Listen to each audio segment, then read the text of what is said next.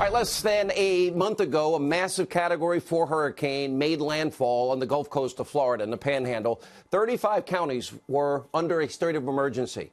155-mile-per-hour winds wreaking havoc throughout the Panhandle. The destruction, as you can see, as we saw, was horrific. Entire blocks were literally wiped away. The area sustained billions upon billions of dollars in damage. But on November the 6th, Floridians in the Panhandle, they went to the polls, and their votes were counted, every single one of them, on time in accordance with Florida law and Florida's Constitution. Sadly, the same cannot be said in southern Florida. In Palm Beach, Broward counties, we are witnessing a colossal disaster. Laws have been broken, Florida's Constitution ignored.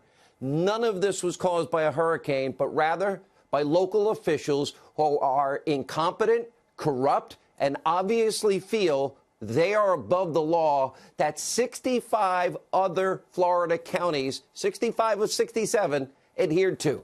In Palm Beach County, at least 15,000 new ballots were unearthed and counted after election night. And in Broward County, almost 75,000 so-called uncounted votes magically turning up day after day after day after the election. Tens of thousands of lost ballots just seemingly appeared out of thin air. The vast majority, of course, cast by Democrats. Now, this should not, let me be straightforward, this should not be Republican, Democrat, conservative, liberal. This shouldn't be about politics. This is much deeper. Whatever your political affiliation, what we're witnessing is a horrific miscarriage of America's most fundamental rights and a serious potential now criminal violation.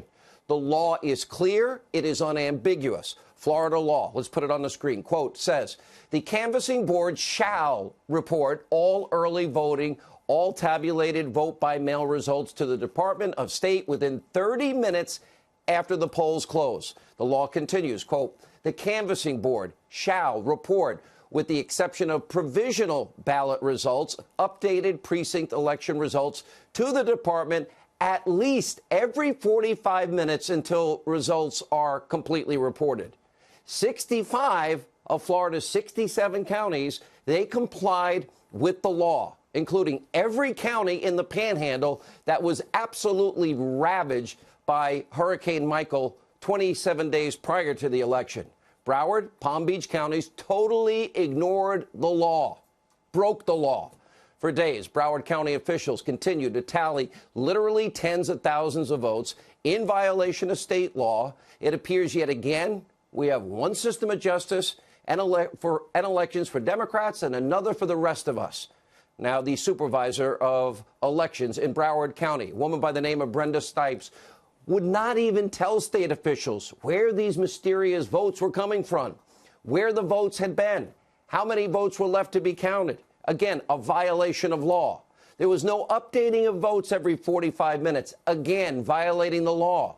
And this morning, multiple boxes full of sample and provisional ballots left behind in some rental car were actually discovered by an Avis employee at Fort Lauderdale Airport. This is insanity. You know, we send election observers to other countries. We need them here. And on Friday, Florida Congressman Matt Gaetz literally blocked from observing a location where ballots were being loaded into a truck. Take a look for yourself. Why can't we watch what's going on, man? We were told you can't be here, so you got to... Who told you that we can't watch what's going in and out of the truck?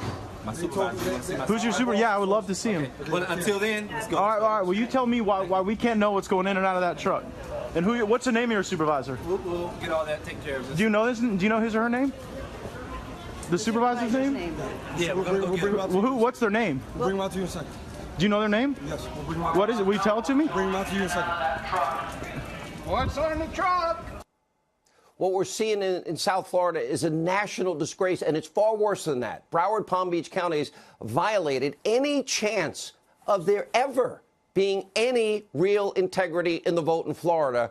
We will never have any chance of knowing what the accurate vote tallies were from this past election now in the state of Florida. That has been ruined. That's off the table. And tonight, all we really know for certain is that the, quote, newly counted ballots have drastically tightened the election and subsequently triggering statewide recounts, all because of what is gross incompetence, corruption at the Broward County Supervisor of Elections Board and Brenda Snipes.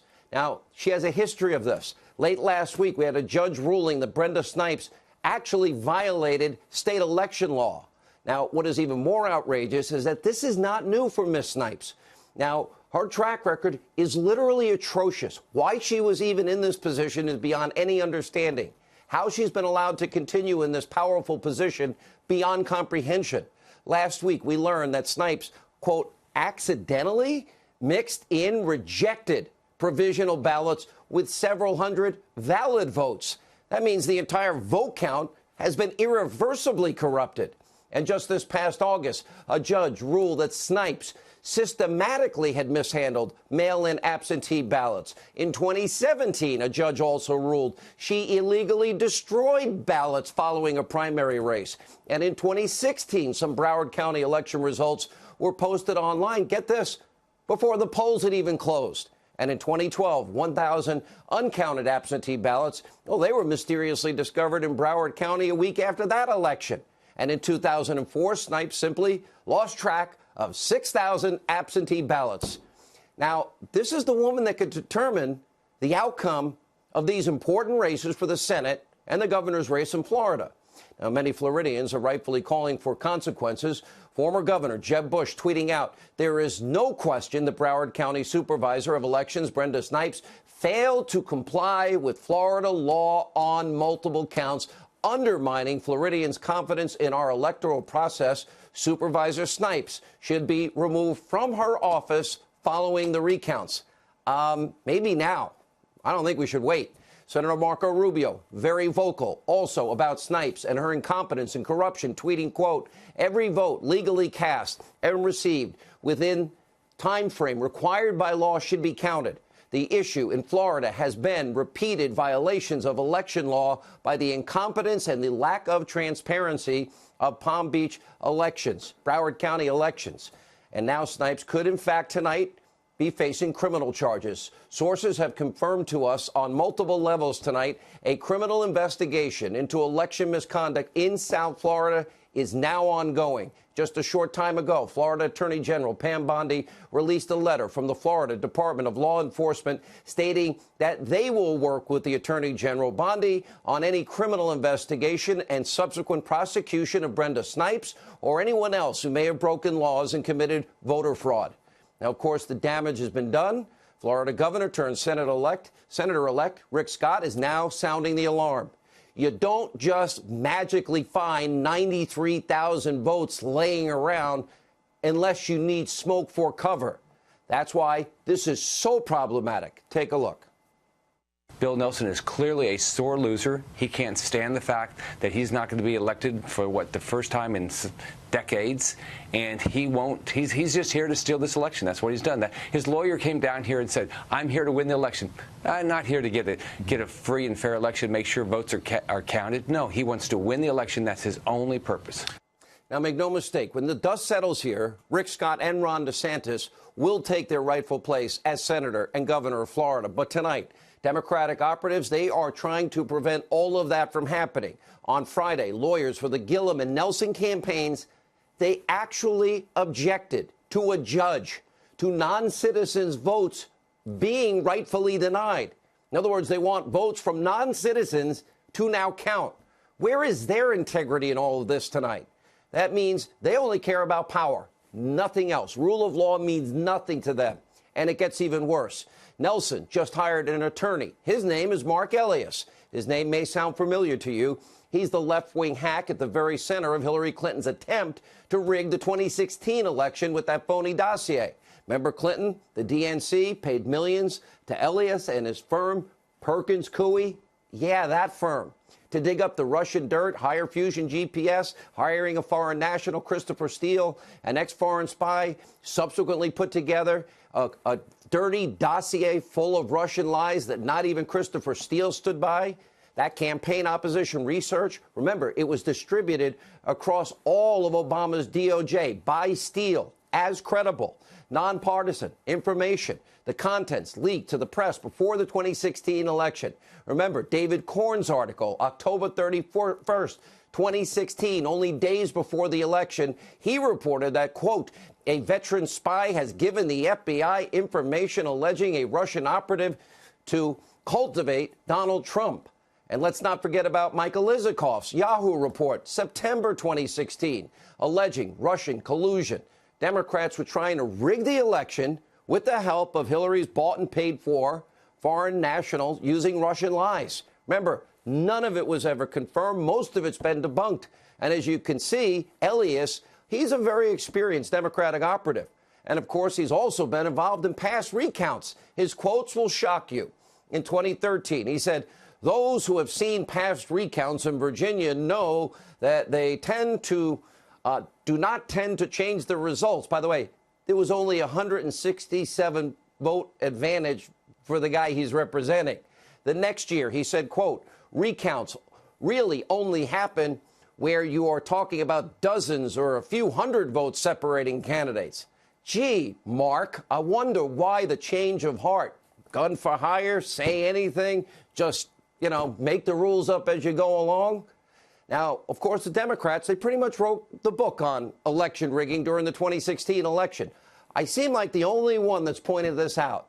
We all know the Democratic primary. We know it was fixed for Hillary Clinton. Remember former interim DNC chair Donna Brazile admitting this on my radio show. Remember, she had actually used the word rigged. She kind of tried to back off it in this interview, but she admits she used it. Take a listen.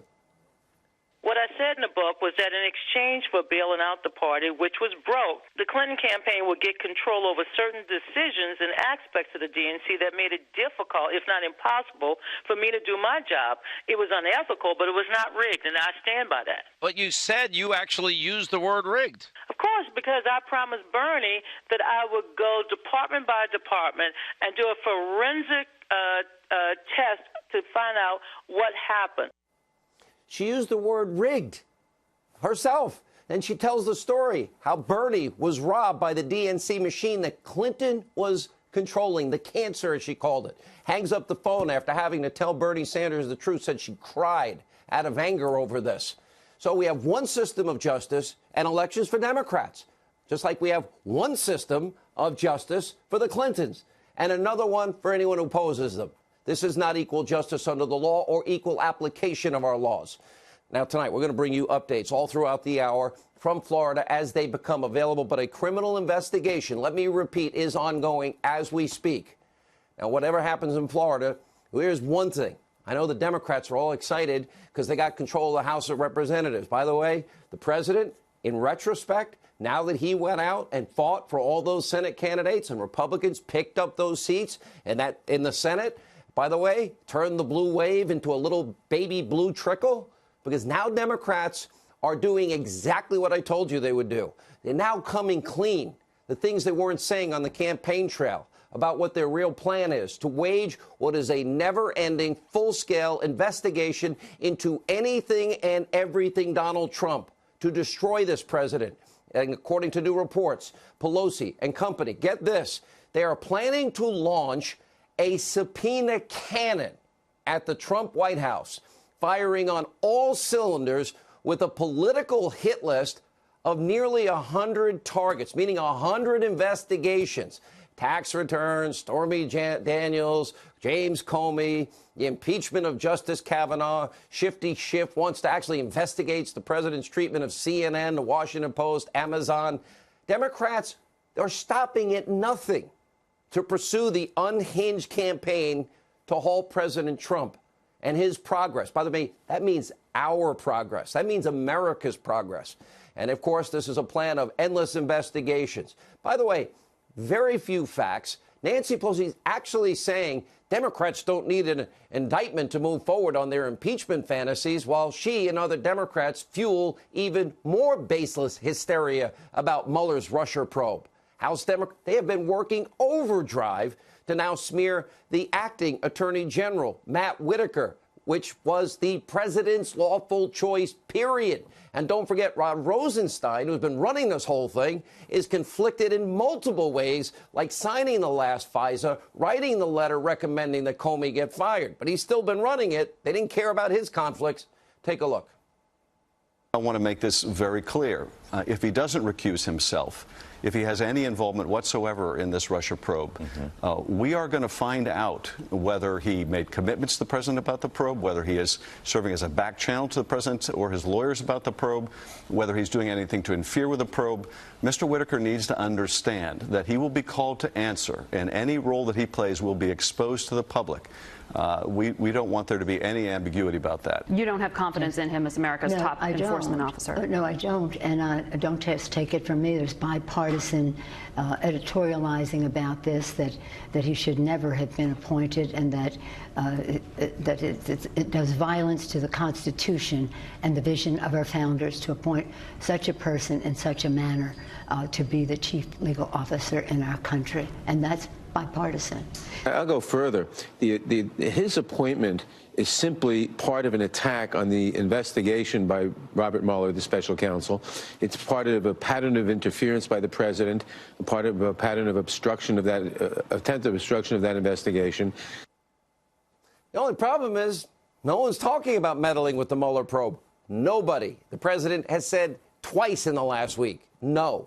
So ask yourself, the House Democrats, is there a single agenda item that they are advocating that will make your life better? Any one agenda item that's going to create more jobs, make this country safer, build a brighter future for our kids and our grandkids? Well, we know the answer tonight is no. It's all part of what I've been telling you. They've been hiding what their agenda is really all about. It slip out occasionally, then they tell everybody stop, which is mobilizing their political hit list. Get revenge. They didn't like the results of the 2016 election. By the way, they didn't like the results of this last election. They want to shield their own deep state corruption and put this country's future at risk. What they ought to be focused on is our kids and our grandkids, and law and order and equal justice under the law, equal application of our laws. And yes, something called our Constitution. Yeah, the document from which all laws originate from. Our founding Constitution.